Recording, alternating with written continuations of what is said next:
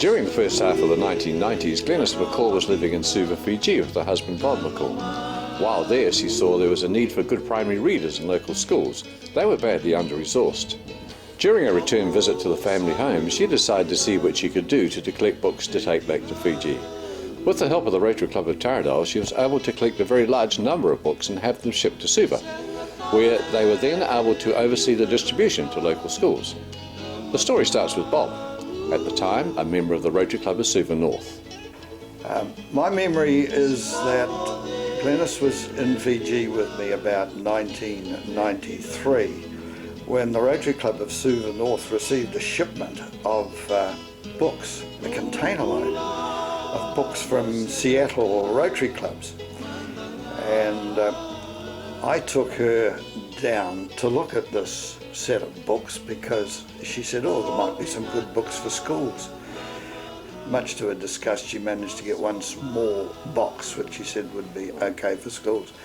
She came back to New Zealand, as she always did over the summer period, and told me, I'm going to get some books for schools in Fiji. So Glenys, you returned to Taradale over the summer, as Bob said, of 1993, 1994. How did you go about collecting these books from the primary schools? Well, I'd been a teacher and I had a lot of contacts. Right. And I just went round the schools and asked.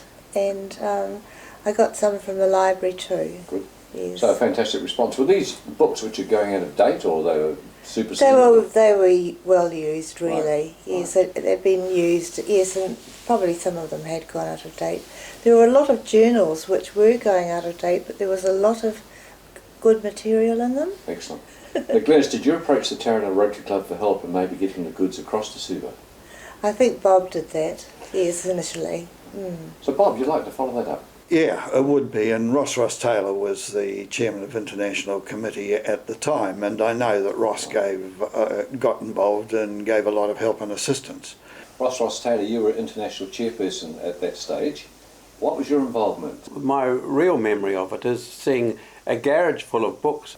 We were, at the time, from South Pacific Orchids, we were shipping glass jars around the world with tissue culture in, and we had a suitable box for big books.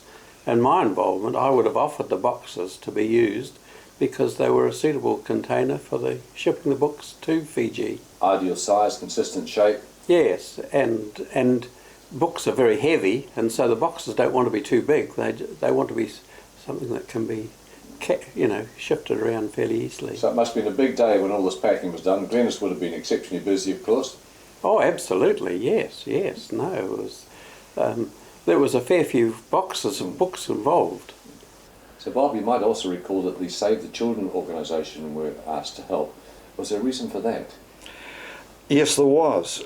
You might remember, Warren, that during the 80s the club had sponsored a number of Save the Children for $100, $200, and a couple of them had been Fijian boys. And Glenys and I can actually remember one of the Fijian boys that we contacted, it came and visited us, and that was arranged through the head of Save the Children in Suva, a man called Ashadali.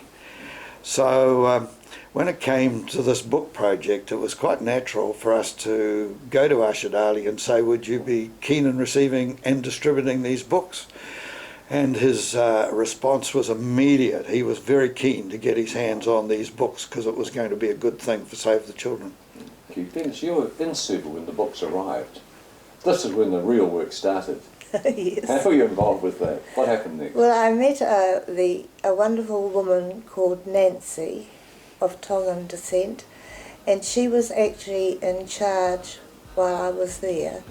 So the books were all taken up to Save the Children rooms, which were not very big, it was pretty tight fit. And then our house girl Louisa had a son and some brothers who came and helped me sort them out into boxes. Yes, so that was good.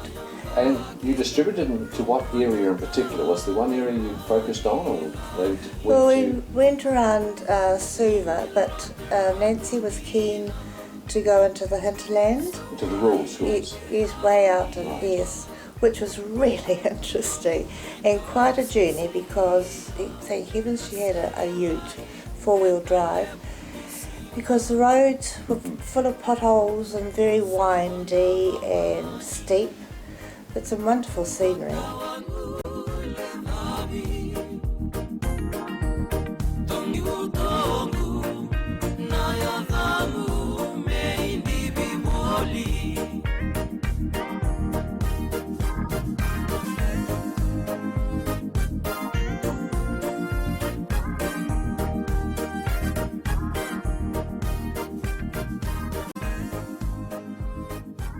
These books were there, which is wonderful, great for the children. How long do you think the effect would be on them to have the books there? When they're there, they're beneficial. Would they have lasted long?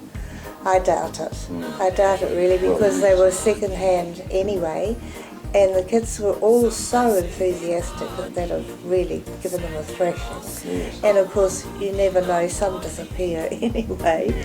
So really, it needs to be an ongoing thing because the books won't last all that long.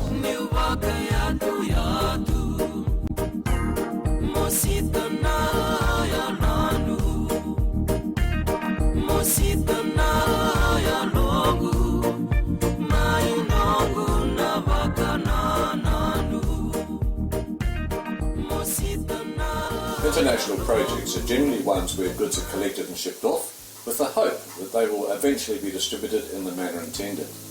In only rare occasions is there the opportunity to have someone on the ground to ensure the project is concluded as intended. Glenys's project, with assistance from the Rotary Club of Taradale, was a great success because she was able to see that the books reached their intended classrooms where they would give great pleasure to the recipient children and their teachers.